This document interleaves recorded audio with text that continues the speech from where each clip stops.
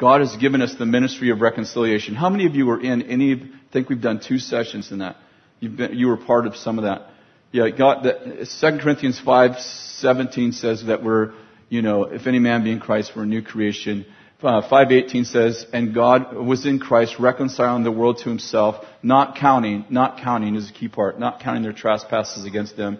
And then the next verse says, and we've been given the ministry of reconciliation, as if God was begging through us, being reconciled to God. And so we've been talking about this season that we're in called the last days. And I think the last session we talked about the fact that there's a difference between the last day and the last days. How many of you heard that message? If you didn't, you might want to get it. I think you can get it on iBethel TV still.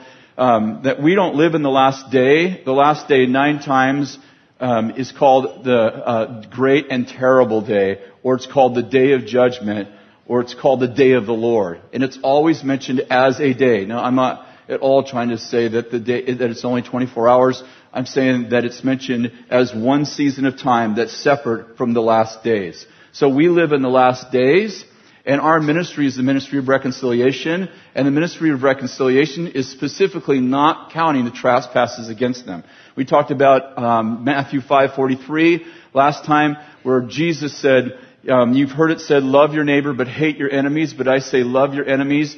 Pray for those who persecute you, and you'll be like your Father. I know, your Father who's in heaven, who causes it to rain on the righteous and the unrighteous. And we talked about the difference between the old covenant, where when you did evil, God withheld the rain, and the new covenant, God makes it rain on the righteous and the unrighteous.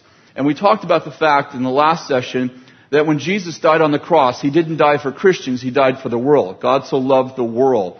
So one of the questions that gets asked often when people email me after this message is they ask me, did the cross change God's perspective towards those who receive Him, or did it also change heaven's perspective towards people who have yet to receive Him or may never receive Him? And the cross actually changed heaven's perspective towards the world. God so loved the world that He gave His only begotten Son.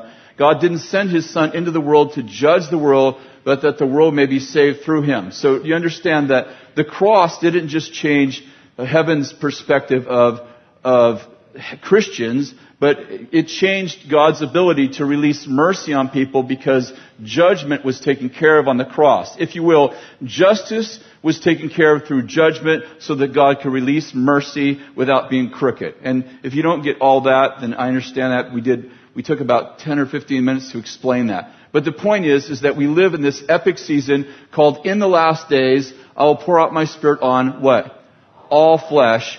And then he goes on to say that everyone who calls on the name of the Lord will be saved. And I know